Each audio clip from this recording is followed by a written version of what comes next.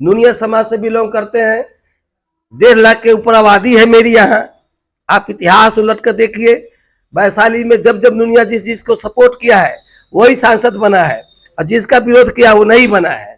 फिर इस बार मुन्ना शुक्ला को सपोर्ट कर रहा है पूरी ताकत से, फिर मुन्ना शुक्ला ही इस बार सांसद बनेंगे।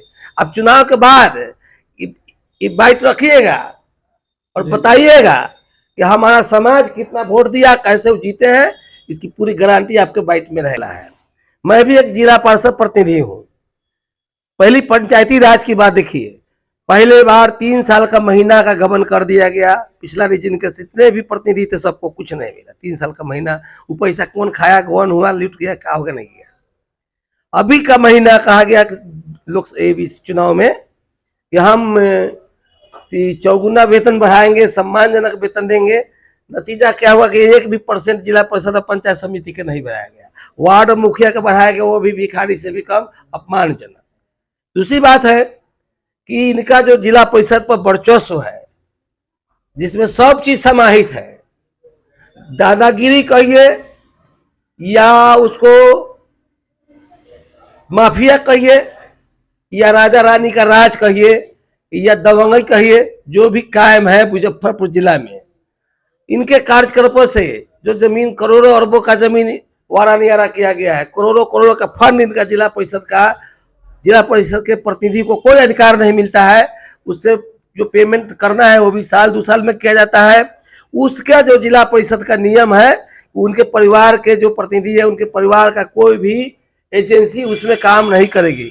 जबकि इनका कोमल कंस्ट्रक्शन और शुभम कंस्ट्रक्शन बेटा बेटी के नाम से ये 15-20 वर्षों से ये उसको उसी पर चल रहा है, पूरा जिला का योजना, और पूरा पैसा जा रहा है। और उसमें जितना मर्जी मिनिमम 40 मैक्सिमम 52% काट के ही जिला परिषद को जो योजना कराते हैं वो मिलता है। पूरे त्राहिमाम हो गया। जितना भी सरकारी जमीन में जिला परिषद से होटल बना है वो उन्हें पान मैदान में दिया जाता है। अब दुकानदार से पूछिए कितना भाड़ा लगता है तो बताएगा कि हम 2000 देते हैं, और कहाँ देते हैं तो 6000 देते हैं, इसको देते हैं। तो आप समझ रहे हैं, जान रहे हैं, इसका कोई लाभ जिला परिषद के सदस्यों को नहीं मिलता है, न योजना का मिलता है, न किसी भी तरह का भ्रष्टाचार को रोकने के लिए उसको मिलता है।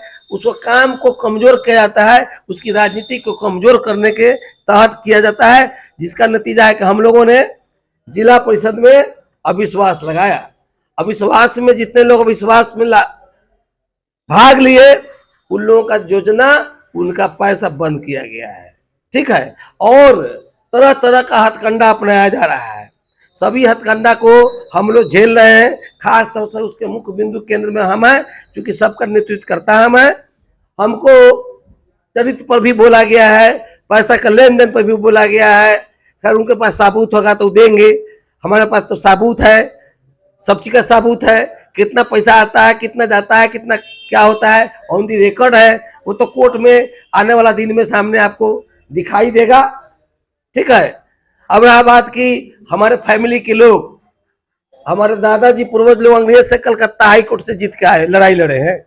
हमारे बालदेव महतो स्वर्गीय चाचा जी पूरा जीवन संघर्ष किए हैं, गरीबों के, शोषित, दलितों, उपेक्षितों की लड़ाई लड़के हक अधिकार दिलाने का काम किए हैं। उसके पद चिन्ह पर हम अधिकार की लड़ाई लड़ रहे हैं, पंचायती राज की लड़ाई लड़ रहा हूँ, मुजफ्फरपुर जिला की लड़ाई रहा हूँ, और देश में जनता के हो रहे बेविचार, अत्याचार, जोर जुल्म को के लिए लड़ाई लड़ रहे हैं।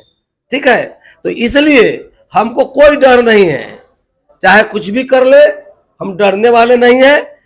मेरा जनता का काम बंद हुआ है और किया गया है, जनता देख रही है। आने वाला दिन में जनता इसका जवाब सामने देगी, और हमारा जान तक भी चला जाएगा। इस काम के लिए हमको कोई परवाह नहीं है।